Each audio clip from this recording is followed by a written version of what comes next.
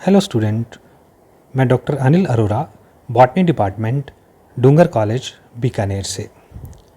आज इस वीडियो में हम बायोजियोकेमिकल साइकिल्स के पार्ट सेकंड के बारे में बात करेंगे।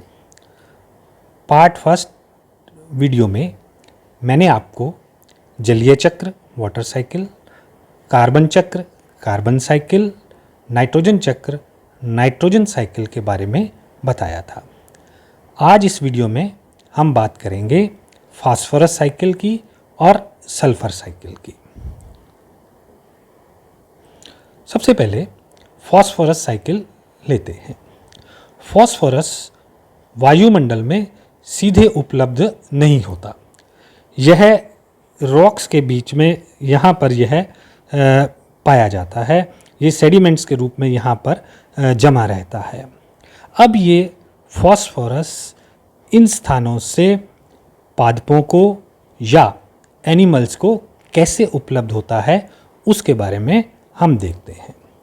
जब इन चट्टानों में विदरिंग अर्थात चट्टानों के टूटने की क्रिया जब होती है तो फास्फोरस फॉस्फेट के रूप में सॉइल के इरोजन द्वारा धीरे धीरे पृथ्वी पर सॉइल में या मृदा में पहुंचता रहता है। या हम देखते हैं कि जब यह फास्फोरस इन रॉक्स में, इन चट्टानों में स्वतंत्र रूप से उपलब्ध होता है तो जल के द्वारा अर्थात वर्षा के द्वारा भी यह बह करके सॉइल या मृदा तक पहुंच जाता है। फास्फोरस फॉस्फेट के रूप में पादपों की जड़ों के द्वारा अवशोषित कर लिया जाता है और पादप उसे अपने न्यूट्रिएंट के रूप में, अपने पोषक तत्व के रूप में जड़ों के द्वारा ग्रहण कर लेते हैं। इसके अलावा हम देखते हैं कि फास्फोरस जो है वो यहाँ पे माइनिंग की क्रिया के द्वारा हम फास्फोरस को जब चट्टानों से खोद करके निकालते हैं और उसके फर्टिलाइजर्स बनाते हैं, इन फर्टिलाइजर्स को खेतों में डाला जाता है तो भी यह पादपों को उपलब्ध हो जाता है। पादप जड़ों के द्वारा इसको अवशोषित करके अपने न्यूट्रिएंट के रूप में उपयोग में ले लेते हैं। पादपों से यह फास्फोरस एनिमल्स तक पहुंचता है, अर्थात जब प्राथमिक उपभोक्ता या प्राइमरी कंज्यूमर्स या शाकाहारी जंतु इन पादपों को खाते हैं तो फास्फोरस फूड चेन के अंदर, खाद्य श्रृंखला के अंदर दाखिल हो जाता है। प्राइमरी कंज्यूमर से सेकेंडरी कंज्यूमर में, सेकेंडरी कंज्यूमर से टर्शरी कंज्यूमर तक पहुंचता है और वो सब इसे अपने न्यूट्रिएंट के रूप में, अपने पोषक तत्व के रूप में उपयोग में लेते हैं। वैसे फास्फोरस पादपों के लिए अधिक उपयोगी होता है। अब ये फास्फोरस वापस मृदा को किस प्रकार उपलब्ध होता है उसके बारे में देखते हैं। जब यह पादप या जंतु जिनमें फास्फोरस उपलब्ध है वो मृत होते हैं तो उनके डीकम्पोजिशन, अपघटन के द्वारा यह जलीय स्रोतों में रन अवे वाटर के द्वारा बह करके पहुंच जाता है।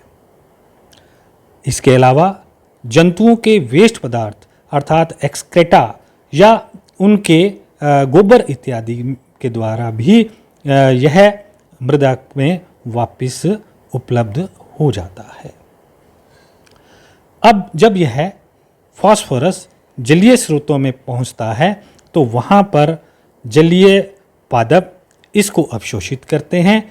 इस प्रकार यह जलीय स्रोतों के खाद्य श्रृंखला के अंदर शामिल हो जाता है, अर्थात जलीय पादपों को जलीय जंतु खाते हैं। जब जलीय जंतु इसको खाते हैं तो पादपों से यह जंतुओं में अर्थात प्राइमरी कंज्यूमर्स में, प्राइमरी कंज्यूमर से जलीय सेकेंडरी कंज्यूमर्स में, फिर जलीय टर्शरी कंज्यूमर्स के अंदर पहुंच जाते हैं।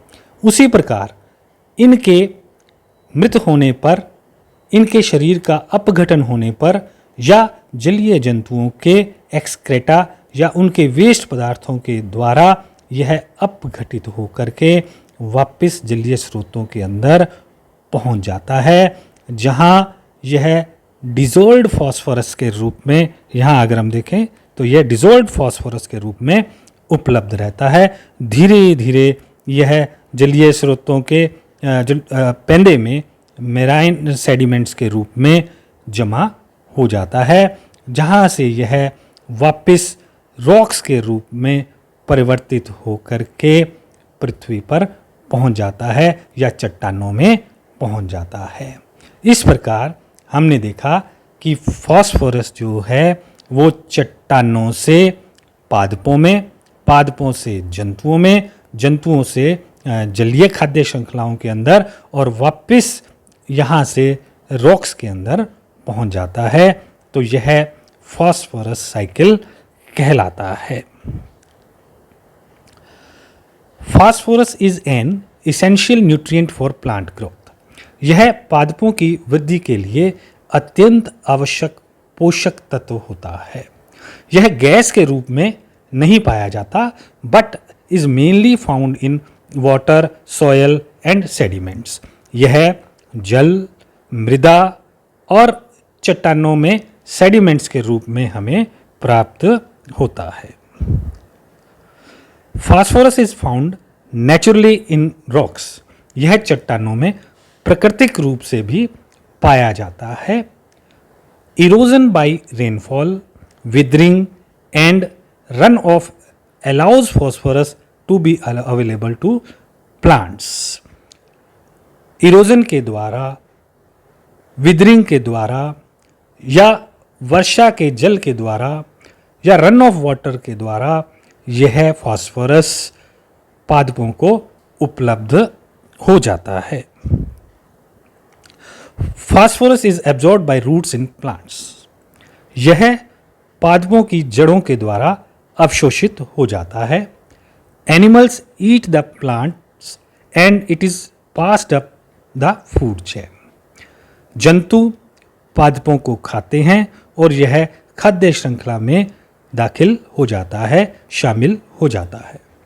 Phosphorus is return to the soil by animal excretion and decomposition.